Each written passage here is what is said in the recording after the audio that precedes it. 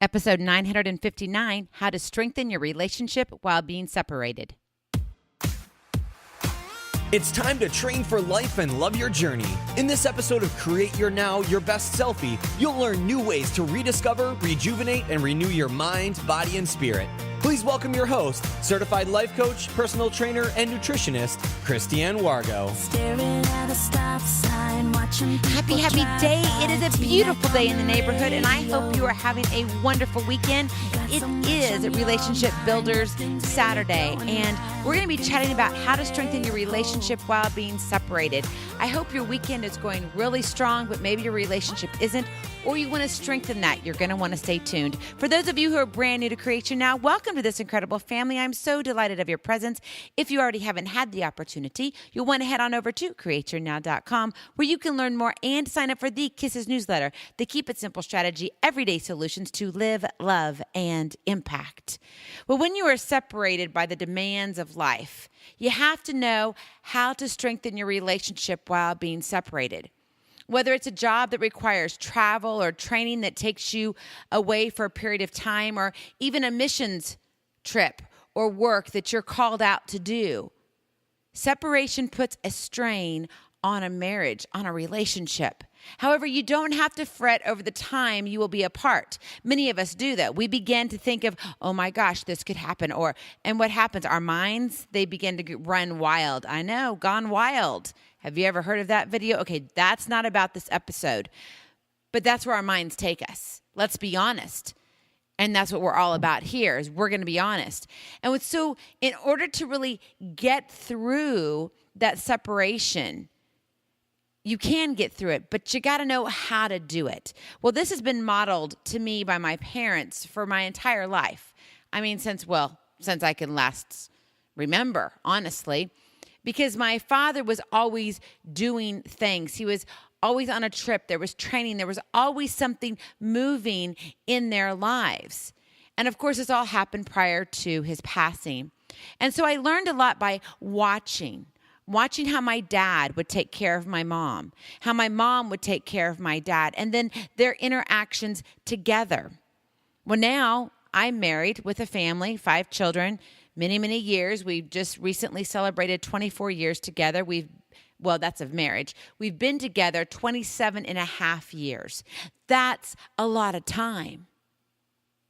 Some people don't even make it to a year of marriage or 5 years of marriage. Commitment is no longer. So understand, when I'm talking to you about how to strengthen your relationship while being separated, you have to understand that there's an underlining theme here, and it's called commitment. So if you don't have that and you don't believe in your vows, then you're going to struggle with this. Just know that up front. Now, with that being said, let me tell you a little bit about what I've experienced. When my husband and I started dating, it was the second semester of my freshman year. We were both freshmen at the time, and I met him. I thought he was adorable, and I knew he was my man. I just knew it. God had given me my husband. And I was like, yes, this is awesome. Scared me to death at the same time, but I started praying about it. And obviously we connected, we started dating, and we have been ever since. Now, has it been perfect? No. And you know it hasn't been perfect. I told you of the terrible storm we went through. And that was before we had been married for 17 years. He told me, I've fallen out of love. That was his statement to me. My world was crushed. Well, way before that even happened, we had gone through quote unquote separation periods, not where you don't love each other anymore. Separation periods as in, he's working on his career, education. At one point when we were dating, my father was being sent off to war, the Gulf War. And my dad was stationed at Fort Riley, Kansas. And I could not see my mom and my brother and sister go through that without me being home. So I left college and I moved back home, and I went to the local university there, Kansas State University. Go Wildcats. And so there I was, it was a semester and then a summer that I was there. Now, Brad and I, my husband, we continued to date. And it was wonderful, but it took work. And understand that this was way before cell phones, Facebook, texting. We had snail mail. And long distance was like you were lucky on the weekends to have it 10 cents a minute. And that was cheap back then. And you'd always look for those specials. Now, he did drive down once in a while to see me, and I would drive up to see him. But it was tough. That was just the beginning. In fact, after we first met, the second semester of our freshman year, we dated for about 3.5, 4 months during that semester. And then we were separated for the summer. That was nothing but snail mail. He wrote me letter upon letter upon letter. I wrote him letter upon letter upon letter. I honestly believe, if I can remember correctly, we spoke twice on the phone during that entire period. It just cost too much money. And I wasn't making a lot of money, and neither was he. And we were all into saving money. So that began our life story of separation. Then it went on into marriage. We got married, and he was still going to need to go to school and continue his doctoral pursuit. And with all of that, well, that meant that for 3 months we were separated at one point. He had to go out and do rotations, and he had to go to a totally different state hours. It was like, 11, 12 hours away. And at that point, it was a 3-month separation then, and we had our first baby at that time. Now, part of my distraction was I had this beautiful baby that the two of us made together, and so that held me close to his heart. But for him being separated, that was a more trying time for him. Plus, he was stressed. I mean, he had to learn so much information, and his hours were crazy. So we did what we could do in our young lives, supporting each other, figuring out how to strengthen our relationship while being separated. We worked at it. Were we perfect? Oh, by no means we were not. So what does this look like for your life? Have you had a time where your spouse has gone off for a while? For whatever the reason, work, maybe church related, community related, maybe a personal reason, family. Sometimes the spouse has to go and take care of the mom or the dad, or there's a passing and there's this separation time. It's hard. And then when you bring in emotions and feelings, it just wears on you. On the separation, my husband and I also, since being married, we've been separated twice while moving. He accepted a position, and we hadn't sold our house. And so we made the decision together that we would stay back. Myself and the children would stay back, and he would go on. And then when we sold the house, we would join each other up. That's what we did for a previous move. Maybe it's 2 moves ago. And now this move. We are in the midst of moving now. He's already in the South. And myself and the children are up north. Our hope is, yes, we will all be there. And I know the Lord's going to make that happen. It just hasn't happened yet. So here we wait. And the waiting thing is, can be just a struggle in itself. You can kind of feel like it's strangling you. It's suffocating you because you're like, when will this end? When do I get to see and hold the one that I love? Now, I want you to go back and think about dating. How did you feel when you were separated for just overnight and you didn't see each other till the next day? You go to sleep and you're like, oh, and you're on the phone and like, oh, I love you so much. Well, you're going to have to hang up first because, well, I don't want to hang up yet. Do you remember those days? Now it's like, good night, I'm too tired, bye. Yeah, big difference, isn't it? Well, the one thing I have learned that if you want to survive separation, you must connect with intention. But so many of us connect by chance. And that chance is no planning. You just happen to be in the same room, in the same place, at the same time. You just by chance happen to be sleeping in the same bed. You happen to just, eat dinner together before all the crazy activities happen. But was it like that when you were dating? Not so much. because you did what? You made time for each other. You connected with intention. But what does your life look like today? Yep, it's time to eat dinner. And you get to eat dinner together as a family if he gets home in time before you're off and running to all the different activities for the night. You might be able to even snuggle if you go to bed at the same time. I don't know how many women I speak to, and they're like, oh no, my husband goes to bed way before me. I'm a night owl. I hear that all the time as if it's an excuse, as if it's an exception to the rule of going to bed with your husband.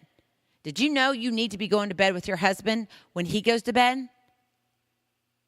It's important. Because what you're doing when you don't do it is you are drawn, actually, you are disconnecting yourself. You're saying, I'm done. And over time, he doesn't like it.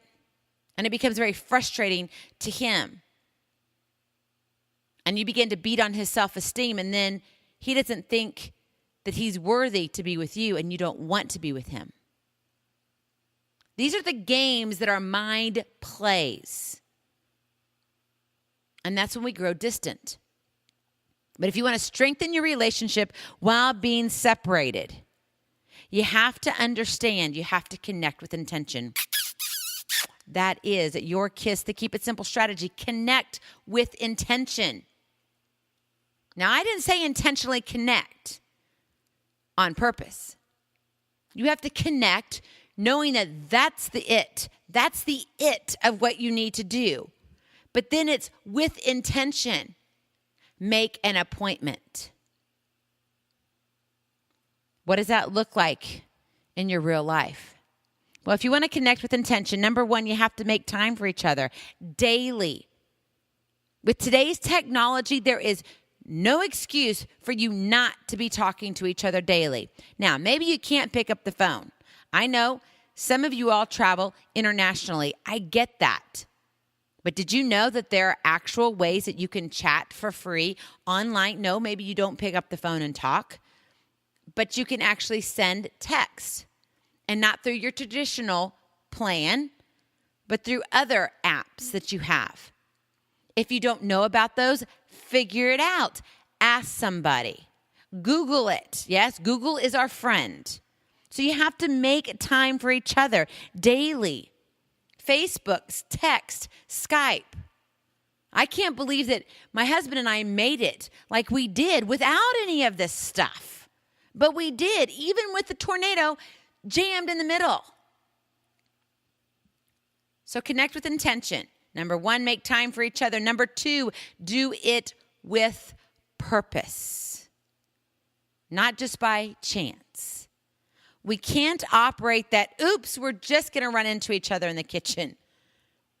How many of us are living our lives by chance? I do. I'm not doing it right now. There are days, though, that it happens, or I should say moments that happen. But I know specifically after our tornado, I began to learn to really figure out what my husband needs to feel that connection to me and how to strengthen it, and what I need. And the two of us have come to understand that we need to express this to each other, and we need to make time. My mother and my niece are in town this weekend, and I love it. I love having family and guests and everything. It's awesome. But with my husband away, we have basically a set time that we date. I mean, we get on and we FaceTime each other. Well, we usually text throughout the day, but we FaceTime at least once, and we don't miss it. It's just something that's a priority. And even though my family's in town and my mom's not here local with us, so she has to drive hours and hours away, and my niece is in town, they know that it's a priority. So it's okay. And we do a FaceTime, and he'll say hi to everybody, and then I'll go into another room, and it's our time. Connect with intention. Do it with purpose. Number 3, no excuses, period. You know, this is not just somebody you're like, oh, well, I'll get back to you later. No, you won't. because later may not come. It's now. Now. That's what you're looking at.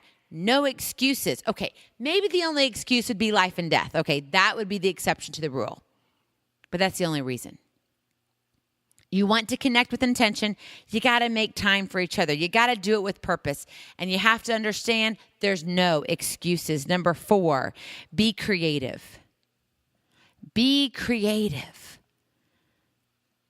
We kind of shoved our creativity into a box after we graduated from elementary school. Maybe for you it was, oh, I'm out of 4th grade. I'm done being creative. Maybe it was, oh, I'm out of, my junior year in college. I'm done being creative. We tend to take our imagination, our creativity, and stuff it away because we don't think we need it any longer. I'm telling you, your relationship needs creativity. So bring it out again.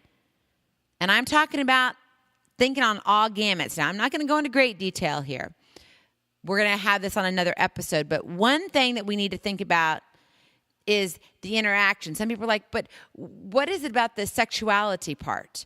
That true connection? Well, maybe you need to be creative on how to be frisky, separated. Now, again, that's going to be for another episode. But it's not just about talking. It's about everything. It's doing life together. You got to be creative. And you can't expect that the other one's going to do it. Let's just say you are a stay-at-home mom. And stay-at-home moms, you work hard. But if you've never been a stay-at-home mom, then other moms don't get it. Okay? Now, I say it because I've been both. I've been all of the above. I've worked in the corporate world. I've owned my own business. I'm an entrepreneur. And on top of that, I've also been just a stay-at-home mom. And I say that just because those who have never been it, that's how they usually say it. Now, that's not to put stay-at-home moms down. You have the most important job in the world, raising your children. I believe that 100, 200, 3,000, infinity%. But what I do know is that we can't sit here and say, well, he's got to work as hard as I do at figuring out this connect with intention. He's got to put in as much effort. If your calendar allows you to put in more effort, then you need to be putting in more effort. This isn't well, let's make it equal. You want to strengthen your relationship while being separated. You need to be willing to put in the work. So be creative. And number 5, you got to date again. Date again. That means what? Ask questions. You're not seeing each other anymore by chance. So you've got to ask, what did you do today? What did you have for lunch? Maybe there was a major business meeting that occurred. Ask how it went. You can't sit here and not be in touch with the activity that's going on and in the life of your spouse. You have to be interactive. You have to ask those questions. You have to date again. You see, when you were dating, you were asking questions. How was your day? What did you do? Oh, man, really? What did you wish you were doing? Yeah, we've had those days too, haven't we? That's where we connect. That's where you begin to strengthen the relationship. But if you sit back and you just say, I wash my hands of it because, well, he's got to put in as much work as I do. No, it's not about that. If you know that this is your marriage and you want to strengthen it while being separated, be willing to put in the work. Connect with intention. Maybe you want help. Maybe you're like, oh, my husband travels all the time. He's a truck driver. I've got a good friend who's got a husband whose husband is a truck driver, and they have wacky schedules. They have wacky schedules like physicians have wacky schedules. And you can't really depend on them because you can't depend on their schedule. They would do anything, but their schedule first dictates where they have to be. So maybe you want some help. You want some strategies that can actually work in your life. Click on the link, Take Aim, in the show notes. I have a free gift for you, actually. It's a coaching call. You and I will get on the phone, okay? Whether we talk or if you want to Skype, we can do that too. But I am here for you to help you find some tools and strategies where you can implement them and you can see a difference. You can begin to make a difference in your life. How much is that difference worth to you? Well, you got to figure that out. Click on the link, take aim. I would love to come beside you. You can strengthen your relationship while being separated, but you have to connect with intention. I want to wrap it up with this. Jesus connected with intention. Every single thing that he did, of every single moment that he walked on earth, he connected with intention. He looked at people as he walked down the dirty road, as his sandals and his feet were just filled with dust and sand and little pebbles. Hot and thirsty, he still made time for those who wanted to hear him speak, who just wanted to touch the edge of his robe. How are you leading your life today? How are you connecting? How are you working to strengthen your relationship while being separated? You got to be willing to put in the work. I know you are. Don't give up because your marriage is worth it. Your family is worth it. I hear too many things out there in the quote unquote real world. And I don't know what I want to say that, that's why I said quote unquote real world. Because it's this whole idea of, oh, well, this is what it's supposed to look like. And if it doesn't look like this, I'm out. I'm done. I'm finished. We're finished. Well, if that's how you want to operate, then obviously you didn't get this episode. But I believe deep down that all of us, we want to gain a deeper relationship. We want to fall madly in love with the person that we said I do with to become we do. But you have to be willing to put in the work. Connect with intention today. Because when you do that, it's going to lead you to miles of greatness. It only takes one step, right? Yep, you got it. One step at a time leads to miles of greatness. I hope you have a wonderful weekend. Get some rest. Enjoy the weather. You know what? Fall is around the corner. Autumn is here. The fall leaves are going to be changing. It's going to be awesome. But what you need to be focused on is strengthening your marriage where it counts. So make today an incredible day. Smile a lot and go snuggle too. I mean, why not? Any excuse to snuggle is a good thing. I love you so very much. I cannot wait to see you on the other side. Blessings, hugs, and lots and lots of love. We'll talk to you real soon. Bye-bye. Feeling inspired, ready to train for life and love your journey? Visit createyournow.com for more incredible resources to help you along the way. We'll see you next time on Create Your Now, Your Best Selfie. And remember, always be sure you consult your physician before beginning any health and fitness plan.